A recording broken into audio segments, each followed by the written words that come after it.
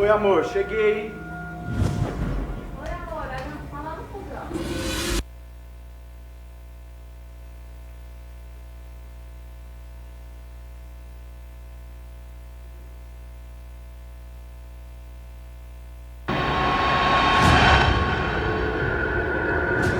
Oi, amor, cheguei. Vamos beber? Esse é trator, hein? Tá, não vou tratar desse serviço. Deu problema. Pega cerveja, cerveja.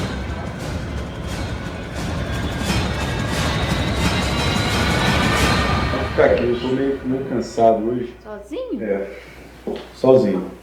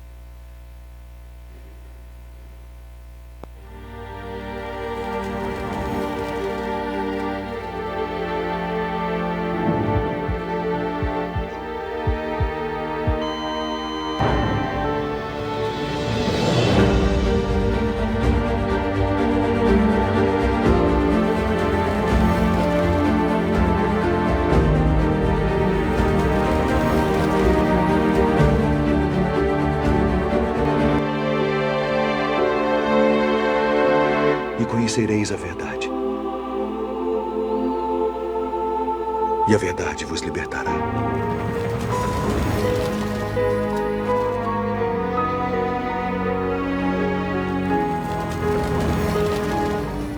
Um dia você vai entender.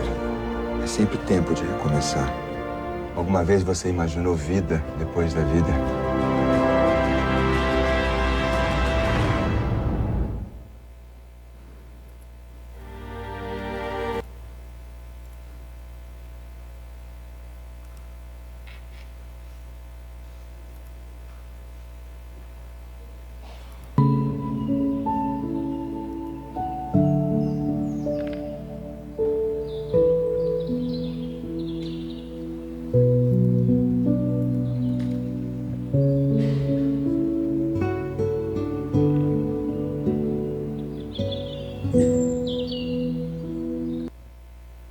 Boa noite a todos. Sejam bem-vindos a mais um encontro em nome de Jesus. Esperamos que todos estejam bem, que nesse momento possamos mais uma vez buscar através da nossa oração, da nossa prece inicial, como sempre, abrindo esses trabalhos, essas tarefas em nome do Cristo, para mais uma vez aqui, aurindo dessas energias maravilhosas, da presença desses benfeitores que aqui se encontram, participar dessa reunião de estudos, engrandecendo nosso intelecto, nossa mente, nosso conhecimento, mas também nos dando esse suporte necessário acerca dos fatos da vida espiritual, para que possamos seguir, nos conduzir, caminhando firmes nessa vida e entendendo o verdadeiro propósito que nos colocamos aqui enquanto encarnados. Vamos agradecer a Jesus,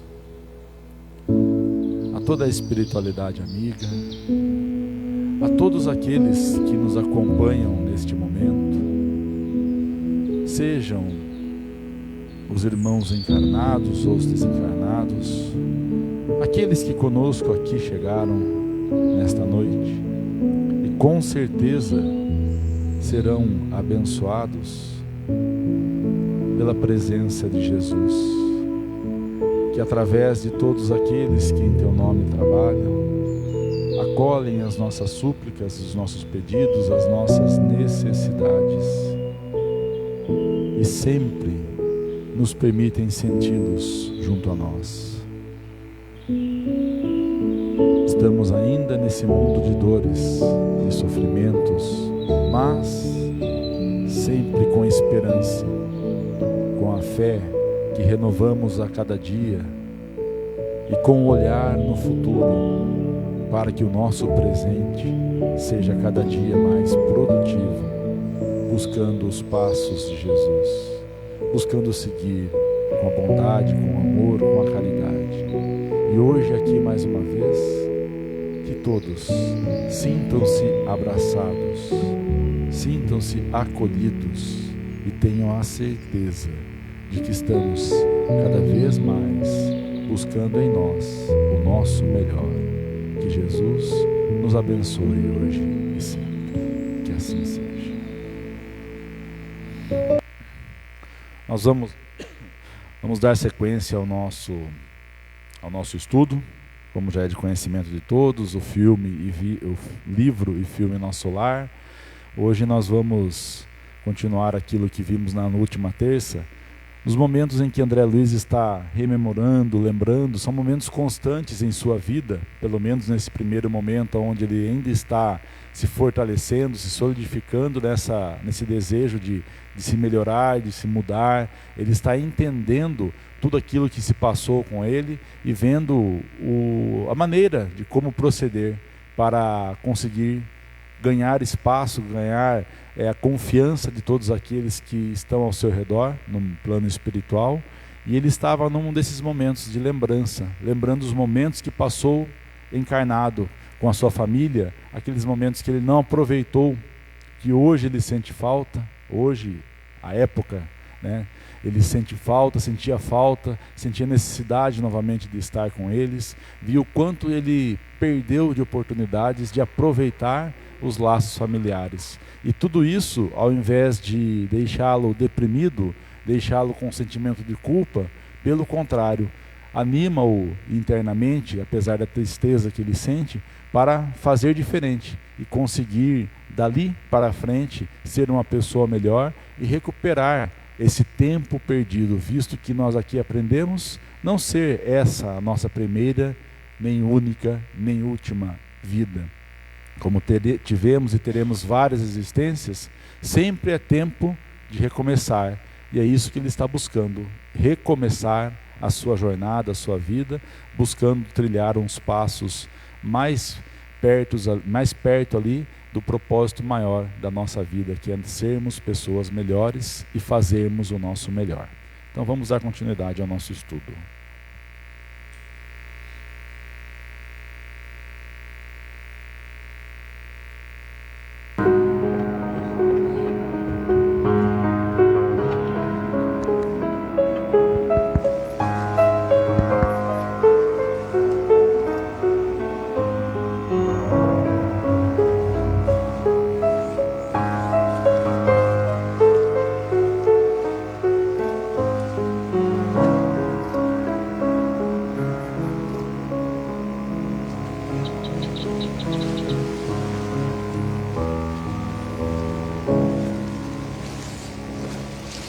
André, não vale a pena dizer às pessoas que você está vivo. Não adianta. Para saber a verdade, os seres precisam de alguma espiritualidade, seja ela qual for. Emmanuel não tem a sua fé. E conseguiu autorização para enviar a mensagem?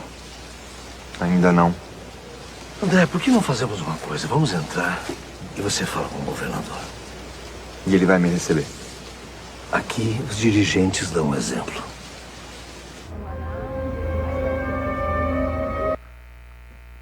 Boa noite a todos. Que Jesus nos abençoe em mais essa noite de estudo.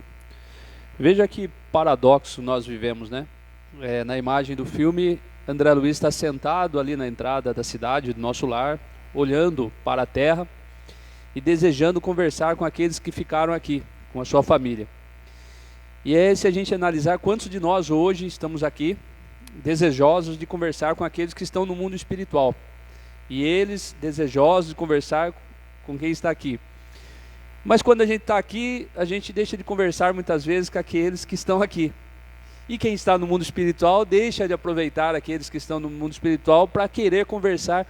Então isso faz lembrar aquele poeta, um poeta da Baixada Santista, Vicente Carvalho, né, que ele fala que a felicidade é um pomo, é um fruto, que sempre pomos aonde nós não estamos, e sempre estamos aonde nós não o pomos. A ideia é de que sempre a gente vai colocar a felicidade naquilo que a gente não tem, aquilo que está faltando naquele momento. Então é muito interessante esse paradoxo, né? Porque dá a impressão que só nós aqui vivemos essa ânsia de falar com os nossos entes queridos. Ah, se eu pudesse falar com a minha família, com meu pai, com a minha mãe, com a minha irmã, com quem está lá no mundo espiritual. Mas também tem muitos espíritos lá desejosos de falar com quem está aqui. E aí eu me lembro até da situação da reunião mediúnica, né? Para muitos é um sonho participar de uma reunião mediúnica. O que é uma reunião mediúnica? É uma reunião onde fechada, diferente dessa nossa, que é uma reunião aberta, né, ao público. É uma reunião fechada, no máximo aí 14, 15 pessoas participam, né, onde a gente vai conversar com os espíritos, no sentido de orientar esses espíritos. Existem espíritos que estão perdidos aqui no mundo físico, eles nem sabem que desencarnaram, por falta de conhecimento. Existem espíritos que sabem que desencarnaram, mas não querem deixar a vida física aqui, querem ficar próximo a entes queridos ou a coisas às quais eles se atraem, seja os vícios, a bebida, o cigarro, o sexo, tudo mais. Existem aqueles que estão aqui causando obsessões a outros. E existem aqueles espíritos que estão sofrendo obsessões de encarnados, que são aqueles que desencarnam e o encarnado não deixa ele ir, fica todo o tempo segurando ele ali mentalmente. Então nessas reuniões mediúnicas, quase sempre o que acontece? O espírito se comunica através de uma médium, aquele que estiver ali apto, né, a recebê-lo, e há um diálogo entre o doutrinador, o orientador e o espírito. Então quase sempre é um diálogo longo, aí de em torno de 20 minutos, até meia hora de repente demora, para que aquele espírito seja convencido a aceitar ajuda. E para muitos é um sonho ir na reunião mediúnica para ouvir o espírito. Só que para nós que estamos encarnados aqui, a gente não tem às vezes 10 minutinhos para ouvir um espírito que está encarnado ainda, mas a gente quer ouvir ele depois que ele desencarna, porque a gente tem essa coisa do misticismo. Nossa, ouvir um espírito, né? Você vê lá no centro, muita gente vem ao centro que nunca veio. Tem uma moça lá, uma moça, ela vai gostar, uma moça que psicografa, e psicografa espírito, e acha que vai vir aqui e vai ver algo fenomenal, alguma coisa, né, um efeito, alguma coisa, uma luz ali, ou vai ver o espírito e tal, e na verdade vai ver apenas ela escrevendo, né, que é a forma que os espíritos se comunicam comumente, sem muito alarde, a não ser que sejam espíritos inferiores, com médiuns deseducados. Por que eu digo médiuns deseducados? Médiuns que não tiveram educação mediúnica, que não sabem que é o médium que controla a comunicação.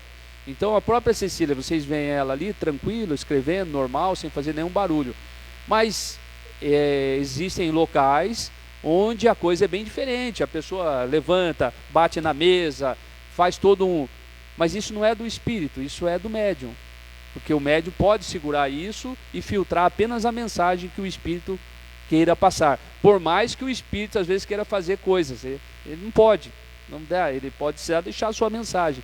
Então existem, até por sinal, eu vou aproveitar esse gancho, teve uma pergunta na rede social, a gente está movimentando muita rede social agora, uma caixinha de perguntas, e aí teve uma pergunta lá interessante. O irmão perguntou por que aqui na casa as psicografias não são assinadas, não tem assinatura.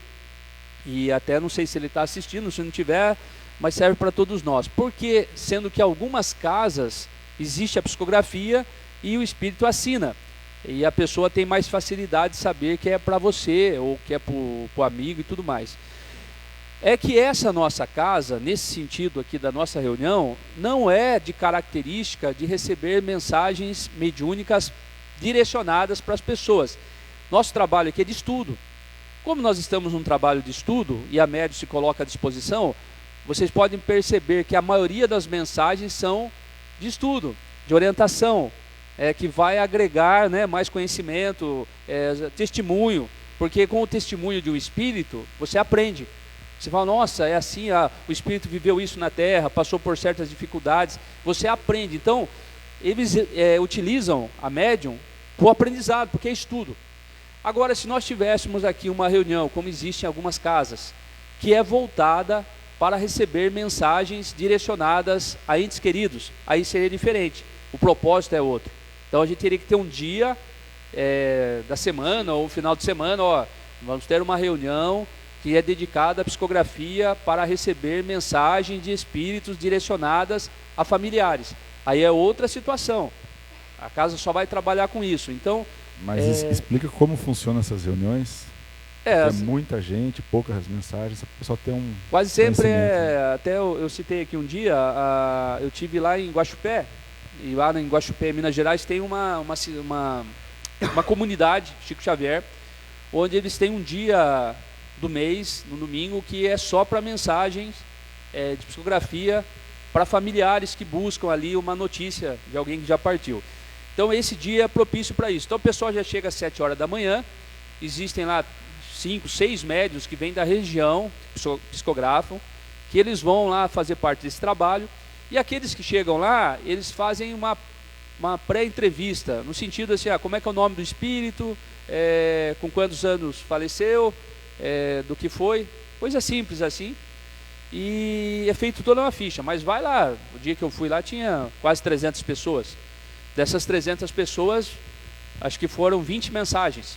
Então vejam bem que é muito pouca mensagem, né? Nem todo mundo consegue. Pelo contrário, tem gente lá que está há muito tempo indo e não consegue. E por que não consegue? Porque depende de vários fatores. Depende da questão do espírito. Será que o espírito está apto para dar uma mensagem? Será que o meu pai no mundo espiritual, ele está em condições de dar uma mensagem? É o primeiro ponto. Pode ser que ele não esteja. Mas vamos supor que ele está em condições. Bom, ele está em condição, mas não depende só disso. Depende também dele estar em condições, eu ter o merecimento para receber. Ou depende dele ter o merecimento para poder dar a mensagem, que é o que a gente está vendo com o André Luiz. André Luiz louco para mandar uma mensagem para a família. Mas ele precisa ter merecimento. Ele não tem merecimento, nem na terra, nem no mundo espiritual ainda, porque lá ele não começou a trabalhar, a fazer o bem. E aí a gente entra nessa situação. Para tudo a gente tem que ter o crédito. E para essas coisas a gente precisa ter o crédito do bem. Por isso que fazer o bem é bom. Tem até um ditado que diz que se o malandro soubesse o quanto ser bom é bom, seria bom por malandragem. Porque é verdade. Quando nós somos bons, quando a gente faz o bem, nós somos os maiores beneficiados em todos os sentidos possíveis. Isso nos dá crédito com a divindade, com os espíritos bons, com as pessoas na terra. Isso só nos dá crédito. A pessoa que faz o bem, o Chico Xavier já dizia, o bem que eu faço em qualquer local é meu advogado em toda parte. Então a pessoa que faz o bem, ela não precisa se defender. Sempre terá aqueles que vão atacar, porque ninguém agrada a todo mundo, mas você não precisa lá, não, eu não sou assim, eu sou assim. Não, as próprias pessoas defendem aquela pessoa, por quê? Porque ela faz o bem. E aí entra aquele outro ensinamento, você veja que uma coisa puxa a outra, que Jesus dizia, conhecereis a árvore pelo fruto. Uma árvore que é boa, ela não irá produzir maus frutos. Assim como uma árvore que é má, não produzirá bons frutos. Então, existem árvores frondosas, cheias de folhas imensas, né? Mas que não dão um fruto sequer. E você conhece a árvore pelo fruto.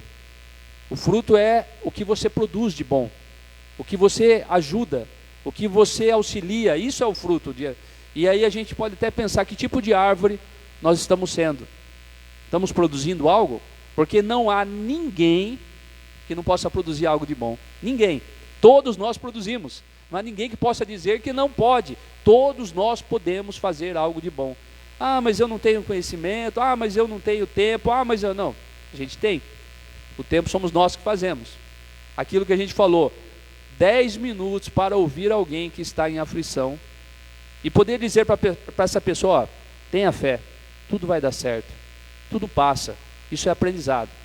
Só isso já é muito, porque grande parte das pessoas fazem o quê? A pessoa, minha vida está um inferno, menina, e vai ficar pior, porque esse mundo está terrível, esse mundo está perdido, é o fim do mundo, Jesus está voltando, mas Jesus nunca foi, continua entre nós. Ele está dentro de nós, no sentido da essência, da força que nos sustenta. Então, é uma coisa da gente pensar. Então, a gente precisa produzir o bem. Então, na questão do meu pai está lá, de repente, ele tem mérito. O André Luiz não tem mérito ainda. Então, pode ser que ele não mande porque não tem mérito. Pode ser que eu tenha o mérito, ele tenha o mérito, mas pode ser que uma mensagem não vai ajudar nem eu, nem ele. Por que uma mensagem? Só para eu saber como ele está? Ou ele saber que eu sei como ele está? Qual é o mérito disso? Então, existem diversas situações que vão, digamos assim, decidir se você recebe uma mensagem ou não. Eu já contei aqui, às vezes a Cecília psicografa a mensagem para pessoas que nunca vieram no centro, vieram pela primeira vez, pimba, mensagem. Tem pessoas que estão há 30 anos aqui e nunca receberam uma mensagem. É porque aquelas mensagens, e outra, imagine só o trabalho. O Espírito vai psicografar uma mensagem, vamos supor, para o Lucas. Lucas nunca veio no centro.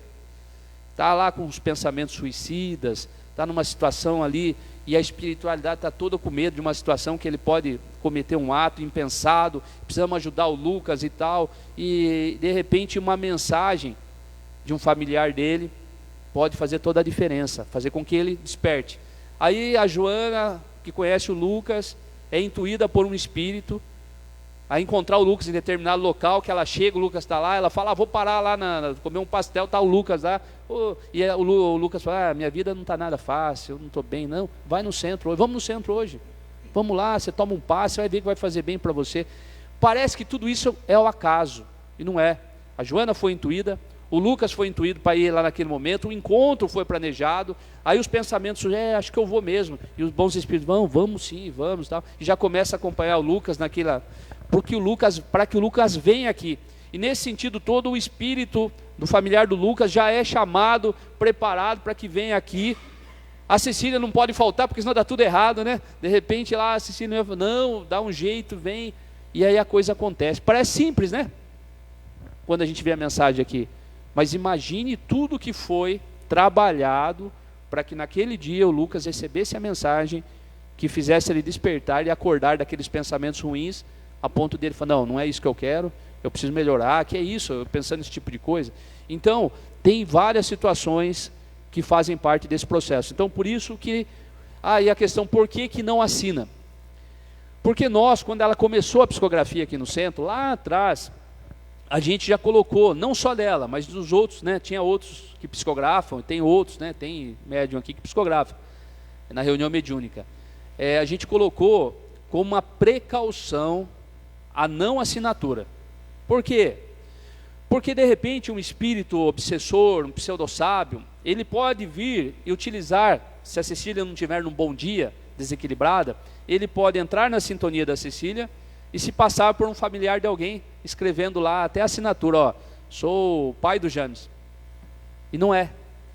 Como que eu vou ter certeza que é meu pai? Não pela assinatura, mas pelo conteúdo. As informações que tem que ter ali naquela carta, elas têm que me convencer de que de fato aquilo que está lá, ela não tinha como saber, e são coisas que meu pai sabia. Aí acabou. Aí a assinatura, veja que o conteúdo tem muito mais veracidade do que a assinatura. Então se você assina, você tem que comprovar. Se não assina, a pessoa que ouviu, ela vai saber. Mas quase sempre, além do conteúdo, ela sabe quem é. Ela vê o espírito. Mas ela não fala, espera o familiar vir buscar a carta. Quando o familiar vem, aí ela, porque isso é educação mediúnica. É o cuidado para que a gente não venha a ser instrumento de um espírito inferior que quer apenas bagunçar a situação. Só para vocês terem uma ideia, teve uma reunião mediúnica, não era uma reunião de estudo, quando o centro era lá na frente.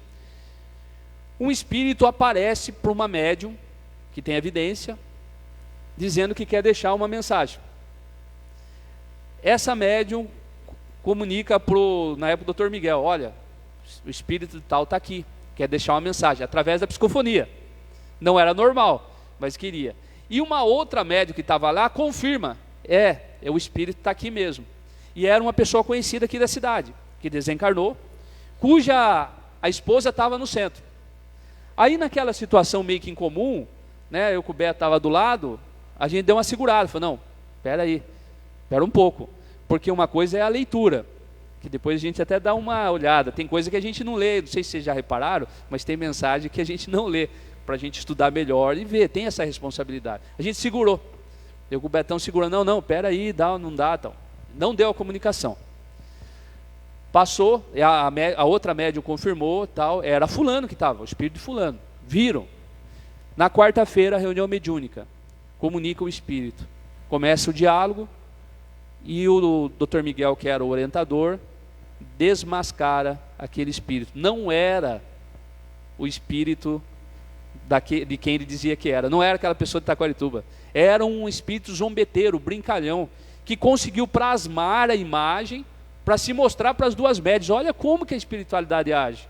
Então ele demonstrou a imagem daquele espírito, mas não era. E ele falou, quase que eu enganei vocês, hein? E ele ainda brincou depois, quase que eu enganei vocês. E ele queria o quê? Trazer confusão, descrédito para casa. Porque se ele começa a dar comunicação, o que ele ia falar não era do marido. Imagina o que ele poderia falar, a confusão que isso podia causar. Então vejam que é muita responsabilidade. Por isso a gente ouve coisa aí de arrepiar o cabelo, o fio de cabelo. Quando em algumas casas morre alguém, e aí a gente ouve as pessoas falam, olha, eu fui chamado lá na casa espírita, porque o fulano disse que deixou um testamento, ou deixou um dinheiro guardado em tal lugar. Meu Deus do céu, isso não acontece. Não, eu fui chamado porque o espírito quer falar comigo. Veja, olha a dificuldade, é difícil você receber uma mensagem ao acaso. Agora imagine o espírito vir aqui e mandar recado para o familiar, que é para vir no outro dia lá no centro, que ele quer conversar diretamente. E aí a gente sabe o tipo de conversa que é. São espíritos mistificadores. Nós temos aqui na Terra espíritos encarnados que zombam, que fazem brincadeiras, que enganam, que ludibriam as pessoas. O que são os espíritos? Aqueles que já viveram na Terra sem o corpo. Eles continuam no mundo espiritual enganando, zombando, causando confusão. Quantos espíritos tinham o hábito de assustar as pessoas? Aquilo que a gente vê aí, os mais velhos, antes falava que tinha lá no sítio, tinha saci, lobisomem, mula sem cabeça. E os mais velhos diziam, não, mas eu vi. Você conversa, eu mesmo conversei com pessoas, com senhores de idade, que não, eu vi a mula passando, a mula sem cabeça passando na estrada do sítio, assim, da janela e tal. Aí você vai falar assim, ele está mentindo? Não. De repente ele tinha evidência. E o espírito, sabendo que ele tinha evidência, mostrava para ele o que assustaria ele, entendeu?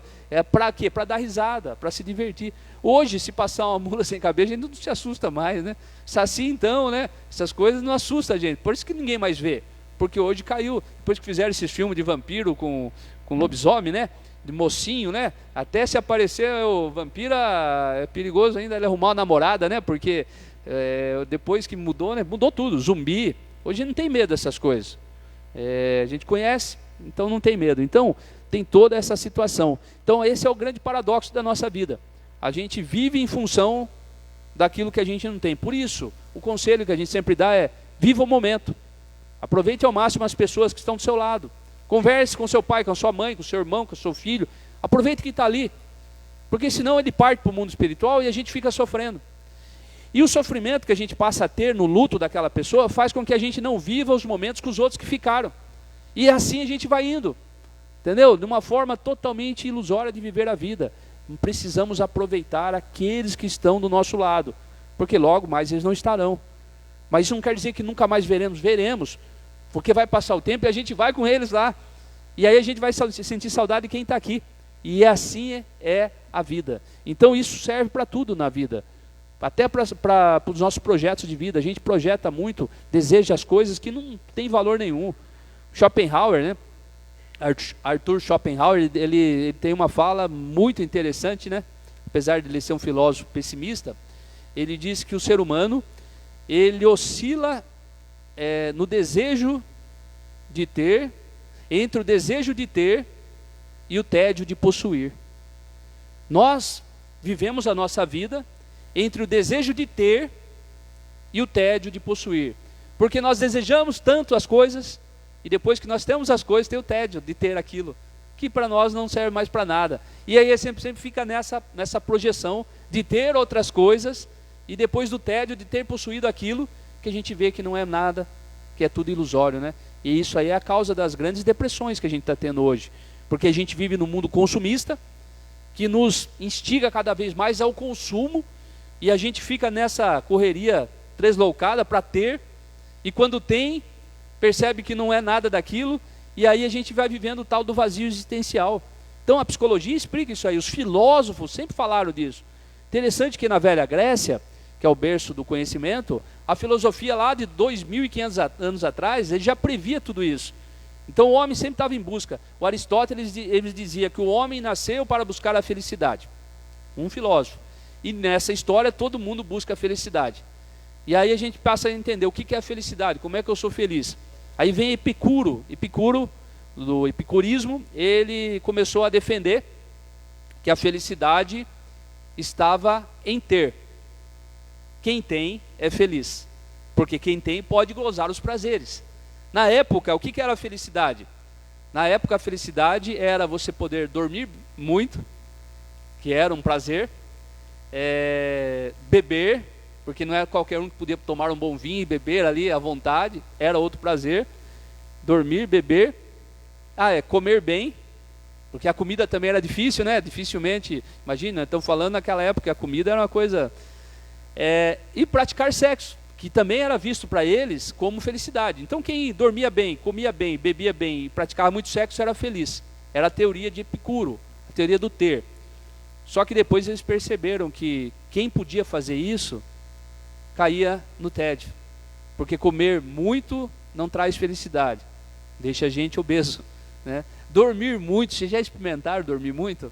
Deixa a gente mais cansado. Quanto mais a gente dorme, mais cansado e mais dormir a gente... Então também não traz felicidade.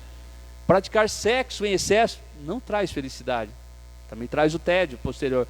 E beber então, e aí eles descobriram, porque aqueles que passavam a ter isso descobriam que não era isso. Aí vem um outro filósofo, Diógenes, o chamado filósofo cínico. Por que cínico? Porque ele era o cinismo em pessoa. Então ele defendia uma tese contrária à do Epicuro. Ele falava que a felicidade estava em não ter. Se você não tem, você é feliz. Porque se você não tem medo de perder nada, você não tem nada, entendeu? O que você vai perder? Porque quem tem sempre é movido pelo medo de perder o que tem e desejo de conquistar mais. Agora, se você não tem, você não tem com o que se preocupar. Então ele foi se livrando de tudo que possuía, passou a viver num tonel, uma túnica, apenas alguns objetos, uma caneca para tomar água. Até a caneca, um dia ele viu um menino tomando água com o côncavo da mão, ele falou, não precisa da caneca. Ele foi se livrando do supérfluo, ele achava que a felicidade era ter o necessário. E assim passou a viver. Ele tirava sarro de tudo, né? Um dia pegaram ele conversando com uma estátua, e aí, mas você está conversando com a estátua, Diógenes? Estou. Mas você não sabe que a estátua é de pedra? Sei. Você não sabe que as pedras não falam? Sei também. Então por que fala com a estátua? Estou falando com a estátua, que é muda, para me acostumar com a estupidez do ser humano que fala. E ele era cínico, chamado de cínico por isso. Ele tirava sarro mesmo E aí um dia Alexandre o grande Alexandre, que conquistou quase todo o mundo conhecido na sua época de glória, né? Morreu novo, com 33 anos, né? Sem perder uma única batalha. Alexandre, por isso é chamado Alexandre o Grande, né? E aí Alexandre já tinha conquistado todo o mundo conhecido. E é interessante que os grandes conquistadores gostavam dos filósofos, que é uma coisa totalmente diferente, né? A força bruta contra o saber. E aí ele queria conhecer Diógenes, invadiu lá a Grécia, foi lá conversar com Diógenes, e aí era uma manhã de sol fria. Diógenes estava sentado lá perto do seu tonel, tomando um sol, e Alexandre o Grande, né, colocou-se na frente dele. Eu sou Alexandre o Grande, né, e vim para te conhecer.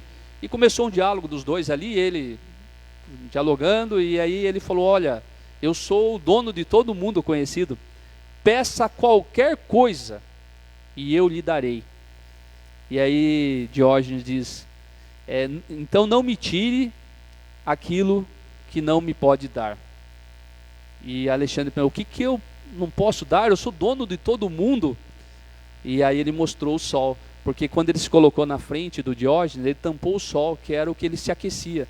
E o sol, por mais que ele fosse o grande Alexandre, ele não podia dar a Diógenes. Então ele entrou para a história como o filósofo cínico. Então ele dizia, felicidade está em não ter. Só que também é um engodo, né? Um grande equívoco imaginar que felicidade está em não ter nada, viver na miséria. Não é felicidade. Aí vem Sócrates, que é o cara que mais definiu a felicidade de maneira mais sábia. A felicidade não está em ter e não está em não ter.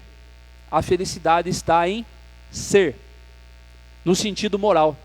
Ele dizia que a felicidade está em ser uma pessoa melhor, em adquirir qualidades morais.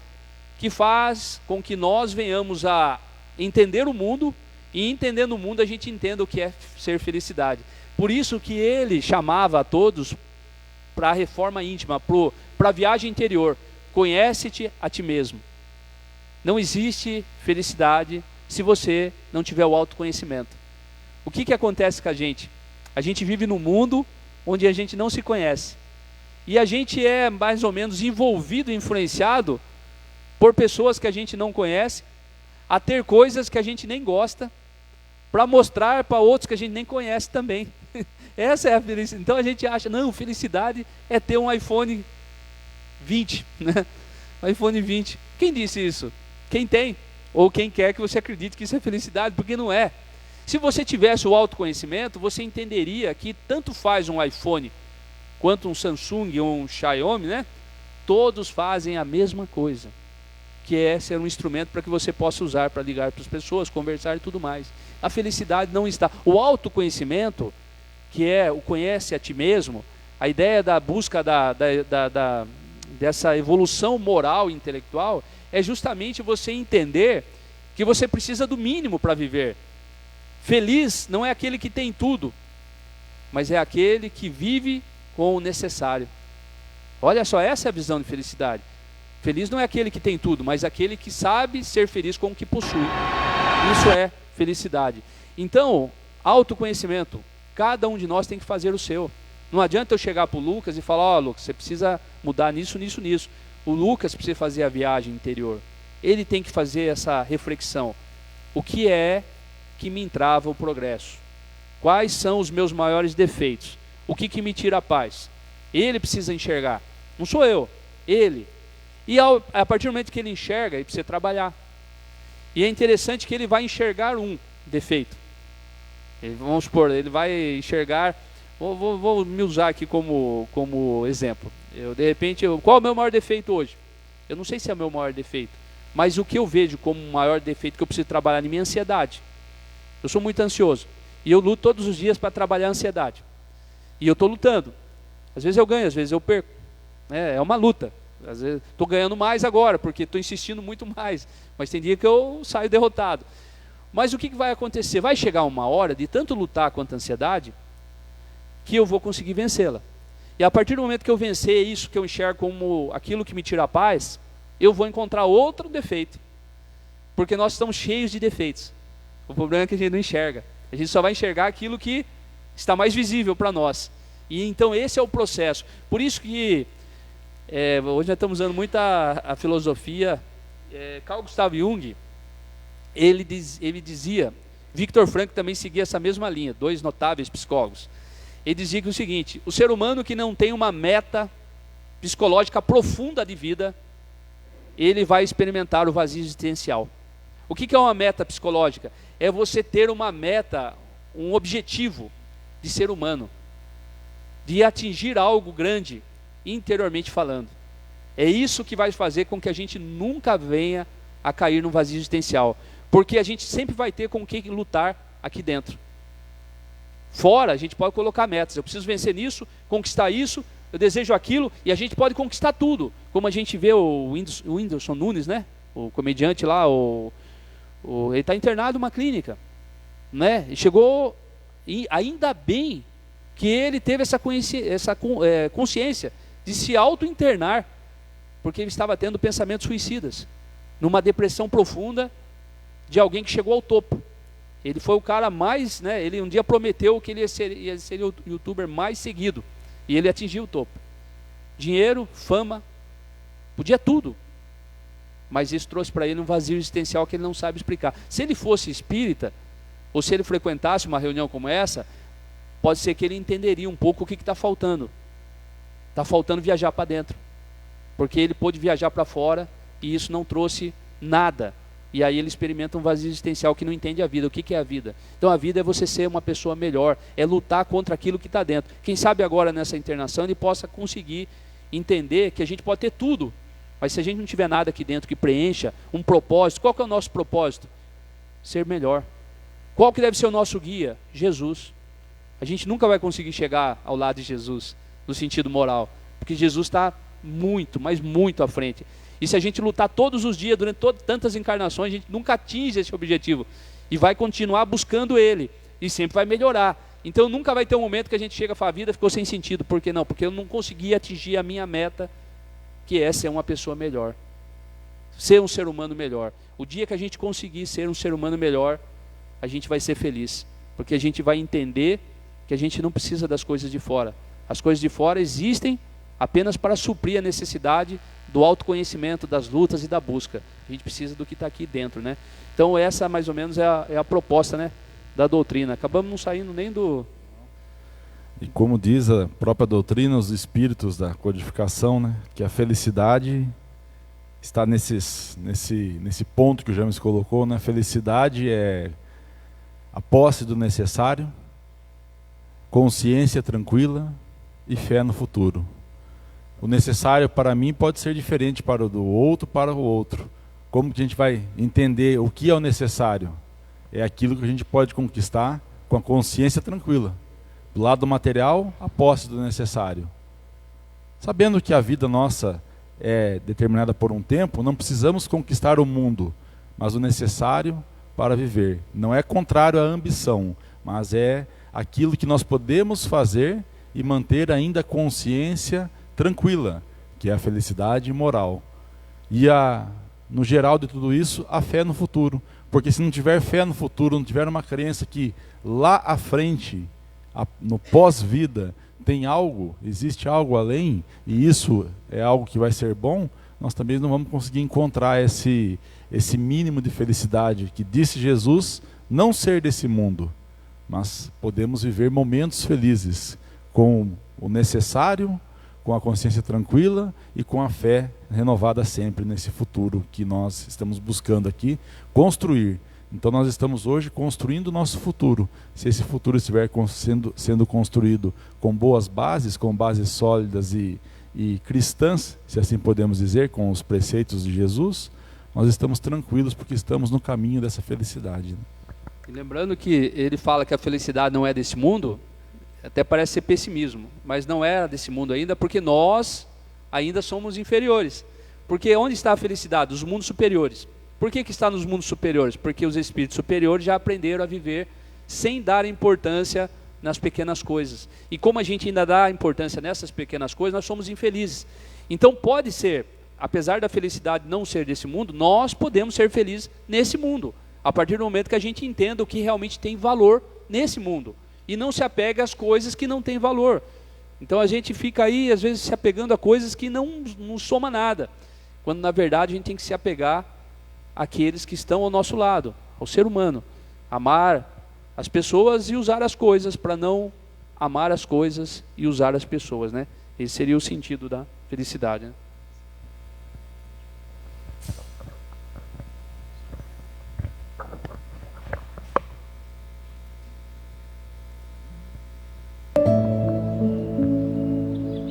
Convido todos agora para as nossas vibrações.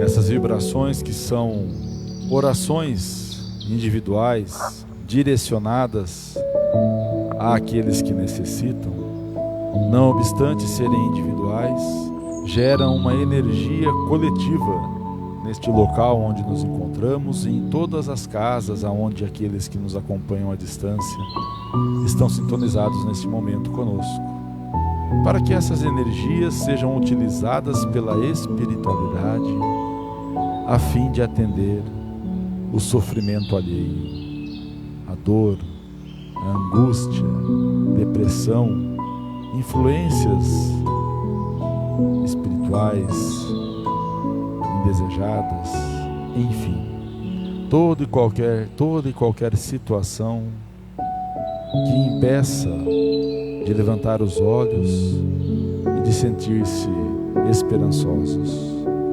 Vamos vibrar com muito amor, carinho, vamos desejar o bem a todos, vamos emanar de nós uma luz, que unindo todas essas luzes, a intensidade alcançará ao infinito.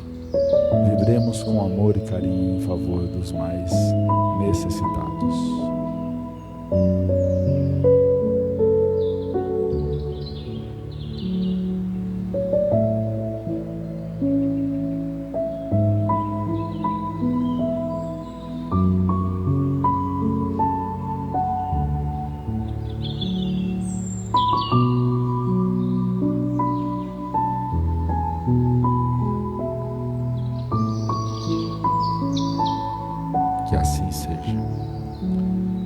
concentrados ainda, pedimos agora para que os nossos irmãos e irmãs que nos acompanham à distância recebam o passe.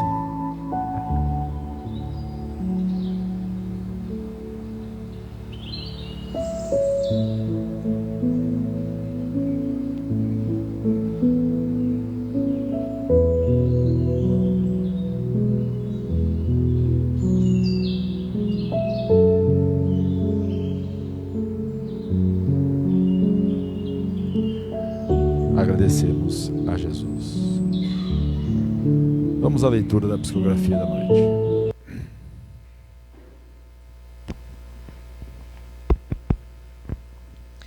Hoje eu gostaria de dar meu testemunho. Eu disse?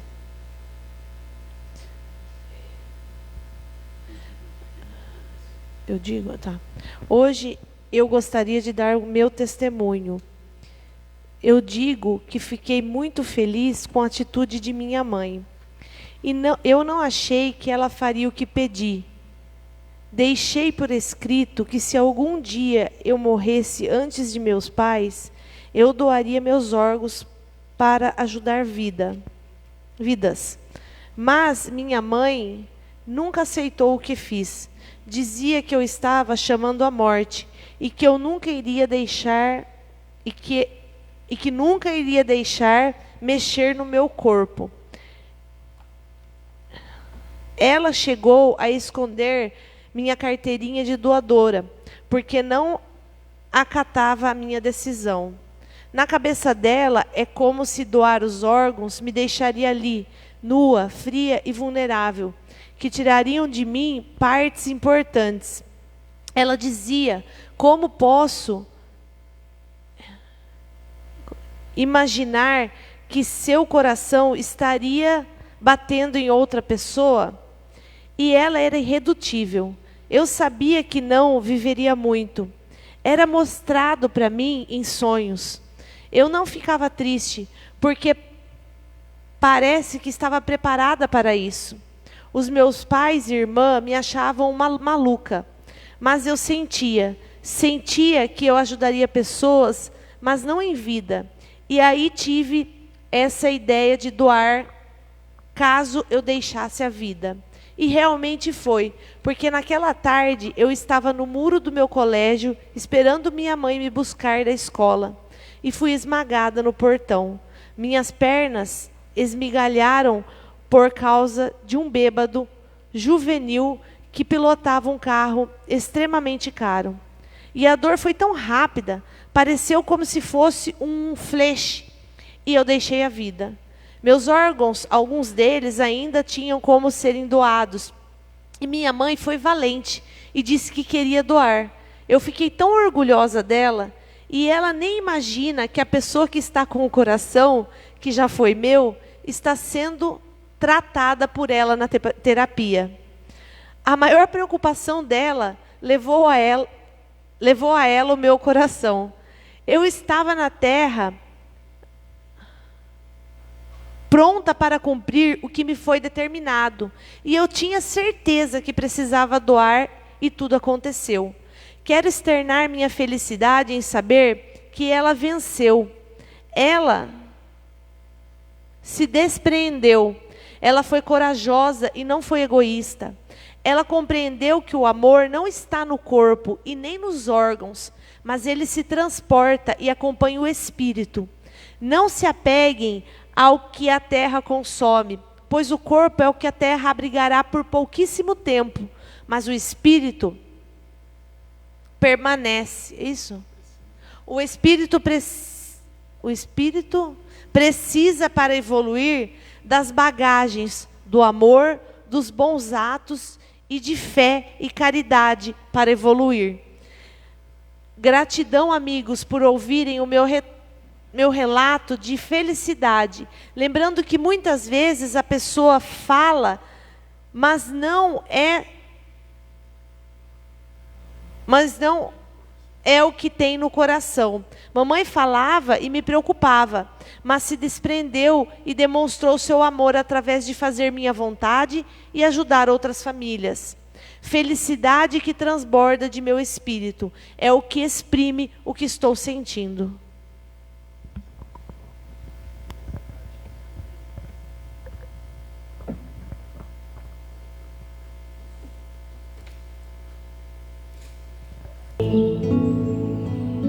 Vamos agradecer a toda a equipe espiritual desta casa, trabalhando em nome de Jesus, levando a todos os lares, a todos os locais e a todos nós, a nossos corações, este amor que recebemos através do ensinamento das palavras, desse contato com o mundo espiritual, nos dando esperanças e nos mostrando como nos guiar, como seguir nessa jornada que ainda estamos, para fazer sempre o bem, para sempre sermos melhores dia após dia, e na certeza de que, acompanhados de bons amigos, sempre estaremos, se o nosso propósito for bom. Se a tristeza nos abater, se as dúvidas assolarem a nossa mente, lembremos de Jesus, e o clarão da tua luz maior iluminará o nosso caminho. Sigamos em frente, amigos, sigamos em frente, irmãos. Que Jesus nos abençoe a todos, que assim seja.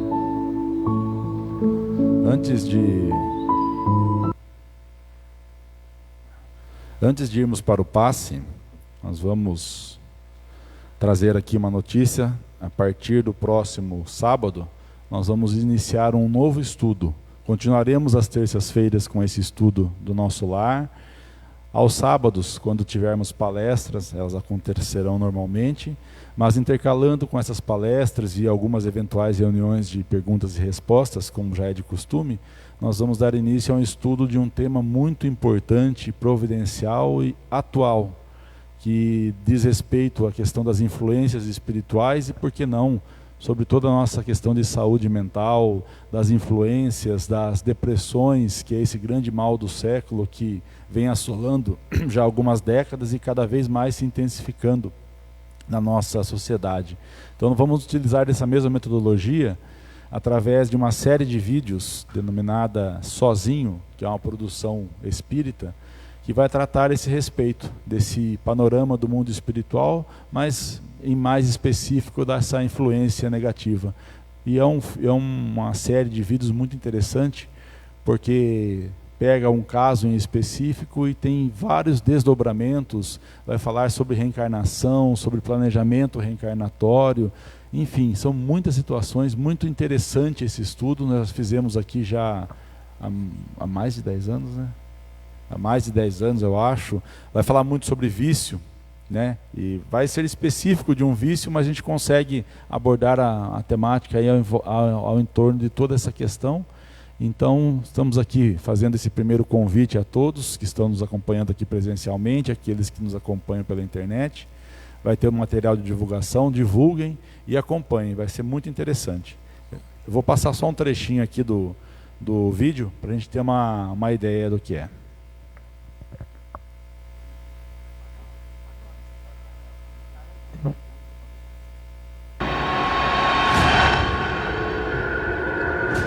Oi, amor, cheguei. Vamos beber? Esse é pra todos. Tá, não vou tratar desse serviço. Tem um problema. Pega cerveja, pega cerveja. Cerveja.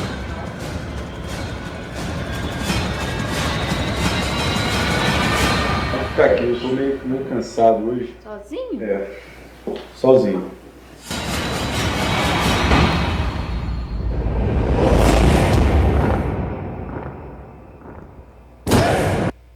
Isso aí é um vídeo rapidinho, né? Mas conta a história do personagem, de uma família e do espírito que acompanha ele, né? Por isso é a pergunta, sozinho? A gente acha que está sozinho, né? Mas ele, no caso, não estava sozinho. Então, a forma que o espírito absorve tudo isso que a gente utiliza, né? Que a gente sabe que não é legal.